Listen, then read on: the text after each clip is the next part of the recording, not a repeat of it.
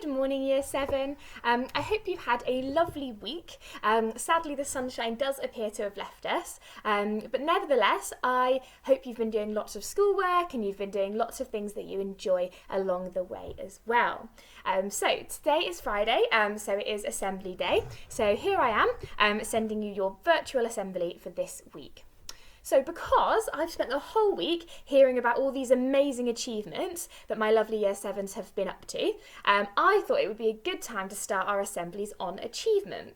So this week, we're going to be thinking about how do we measure achievement? And within that kind of thing, I want to think about whether or not some achievements are better than others. And hopefully, I want to conclude that actually all achievements have value.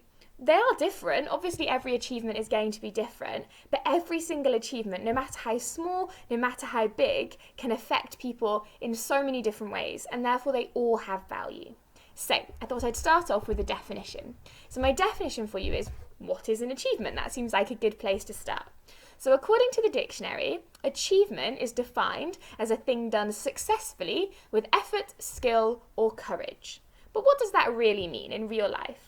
Well, it means that anything you do that requires you to have a lot of skill, try really hard, or be really brave is an achievement, okay? So, and that's quite limiting still. I think there are lots of other things that could determine whether something is an achievement as well. But that seems like a good starting point. So, next up, how do we measure achievements? Well, all achievements are different, like I said. Now, some take a really long time to achieve, others not so much. Some are well known by so many people. You know, everybody's heard of people who have achieved fantastic things. We've heard of Rosa Parks. You know, we've heard of Einstein. We've heard of really famous sports people that have made these kind of differences and achieved things. But other people have achieved things and actually never got the credit for them, or they're kind of a smaller achievement. So maybe it's not a famous achievement. Some have changed hundreds or thousands of people's lives, whilst others might have only changed one person's life or their own life. But hopefully, by the end of this assembly, you'll agree with me that all of these things are still achievements. So I'm going to take you through some examples, as always, to try and prove this to you along the way. Okay, so we're going to start by looking at these two people. Okay, so I'm sure you've seen the person on this side. So his name is Lewis Hamilton, and the person on this side is his brother, Nicholas Hamilton. So we're going to look at those two, and we're going to look at their achievements. So let's start with Lewis Hamilton. So we have all heard the name Lewis Hamilton. He is arguably the best known British Formula One driver of our lifetime. Lewis started racing go-karts when he was only 6 years old. He then spent almost all of his spare time perfecting his talent. He raced literally every weekend, and that was a big commitment for a young person. Now I know there are people out there in our year group that do this too, not necessarily with go-karts, it might be a different sport or a different hobby, but they do this every weekend, and that commitment is amazing. Now he continued to put this much effort into his racing as he progressed up through the ranks all the way to Formula One. As of right now, he has achieved the following things. He has won 6 Formula One World Championships, the most of any British driver, and the third most in the... That's actually a lie. It's the second most in the world because he is only one away from equaling Schumacher, who has 7. He has been on pole position more times than any other Formula One driver, 88 times. The second was Schumacher again, and he had appeared 68 times. He has won at the most different circuits. He's won at 26 different Formula One circuits, showing that he really is kind of an all-rounder. He can race almost anywhere.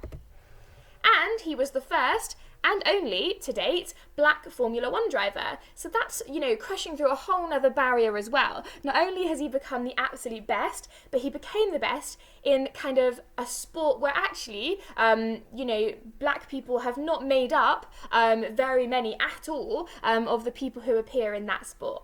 So huge achievements from Lewis Hamilton. But they're achievements we've heard of, or at least lots of people have heard of. So let's have a look at Nicholas Hamilton. So this is his brother.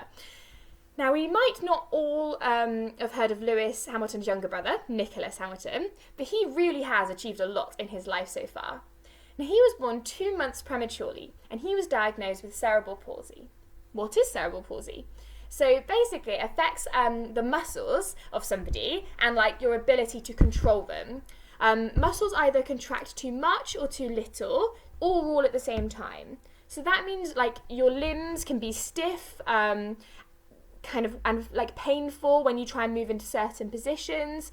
It can make them tremble or shake. Things like balance and posture and coordination become really, really difficult. Some people really struggle to walk or to sit. They might have to kind of, use different shoes. They might have to make different allowances to be able to do some of the things that we can do really easily. So despite being born with cerebral palsy, Nicholas Hamilton never let that get in the way of his dreams. And because of that, he has achieved a lot. Nicholas made his debut racing in the Renault Clio Cup, United Kingdom, in 2011. He raced in a specially modified car, and he even helped to create it. He was on the team of engineers that modified it so that he was able to drive it, which is just amazing. So it's kind of like those quotes that say, well, actually, if you've got a dream, don't let anything get in your way. You've just got to overcome the hurdles on the way, and he really did. He then went on to race in the European Touring Car Cup in 2013. Again, he was the first disabled person to do so, and I think that's just an amazing achievement. He really didn't let the fact that he had a disability get in his way at all of doing the thing he dreamed of doing. He then achieved his dream of racing in the British Touring Car Championship and was once again the first disabled person to do so. So another amazing achievement. He's never won a race, he's never achieved a pole position. But he has raced in all possible races every single year in the kind of racing format that he was doing. And to me, that is an absolutely amazing achievement, to be the first person with a disability to race in these forums and to make sure you have raced in every single possible one is just an amazing achievement.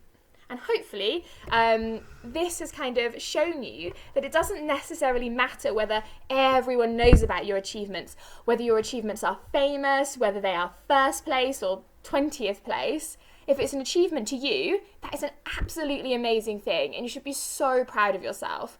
So I think, Lewis Hamilton should be just as proud of himself as Nicholas Hamilton is, because both of them have achieved amazing things. So hopefully an achievement is an achievement, so long as it took effort, skill or courage. Doesn't matter the quantity, it is achievement, and we can all achieve something each and every day. However, you have to believe you can do something to achieve it. Now, sadly, my face is in the way of this quote, but it's a Nelson Mandela quote, and it says, "It always seems impossible until it's done." And it does. Maybe Lewis and Nicholas Hamilton thought, you know what, actually, it's going to be impossible. Maybe they sadly thought that, a black driver might never make it in Formula One, or somebody with disabilities might never get to race in the Touring Car Championships. And if they'd have thought that, they'd never have got to achieve their lifelong dreams. But thankfully, they didn't, okay? They didn't see it as impossible. They actually saw it as possible. And that meant that they could achieve it. Now, to finish, instead of a quote, I've got a little story for you, which hopefully will round us off nicely. And it's called The Story of the Elephant and the Rope. So, a gentleman was walking through an elephant camp, and he spotted that the elephants weren't being kept in cages, or held by the use of chains. All that was holding them back from escaping the camp was a small piece of rope tied to one of their legs. So just imagine kind of hundreds of really large elephants all staying put because they've got a small piece of rope around their leg. Now, as the man gazed upon the elephants, he was completely confused as to why the elephants didn't just use their strength to break the rope and escape the camp and go back into the wild. They could easily have done so, but instead they didn't try. They didn't try and break the rope to escape. Curious and wanting to know the answer, he asked the gentleman why the elephants were just standing there and not trying to escape. The trainer replied with the following: "When they are very young and much smaller, we use the same size rope to tie them, and at that age, it's enough to hold them. As they grow up, they are conditioned to believe they cannot break away. They believe the rope can still hold them, so they never try to break free." The only reason that the elephants weren't breaking free and escaping from the camp was because over time, they adopted the belief that it just wasn't possible. It's this idea that actually if you spent your whole life thinking that you can't do something, or in this case the elephants just thought they couldn't escape, they were conditioned to believe that by other people. That gentleman had, made them believe that they could never escape, and therefore they never tried. And sadly, there are people that do that to us. And sometimes it's even us ourselves. We might condition ourselves to believe, I'm never going to achieve that amazing thing that I'd love to. And therefore, we don't even try. And that's really sad. So my kind of moral of the story is to try and break free from the rope that the elephants had around them. Now, hopefully we don't have too many ropes keeping us, because we know that things are possible and that we can achieve our dreams. And we just have to make sure that we follow Nelson Mandela's advice. It might seem impossible, but it really isn't. We have to believe that things are possible, unlike the elephants. Now, Lewis and Nicholas were only able to achieve what they did because they believed it was possible. They didn't doubt themselves. They made sure they were going to achieve their dreams. So I hope that I have kind of concluded with the moral of the story, and that you now believe that everything you achieve is wonderful. It doesn't matter if loads of people see it. It doesn't matter if it doesn't impact the whole world. To do nice things, to be a good person, to, achieve a good grade on a test, to achieve a better grade than the last time, all of those things are achievements. Our whole lives are made of achievements. And I hope the next time you achieve something, you'll be even more proud of yourself, because I know that I will be very, very proud of you, just like all the people around you. I hope you have a wonderful weekend, and I look forward to seeing you all in tutor time next week, and I will see you for our next assembly next Friday. Have a lovely week. Bye-bye.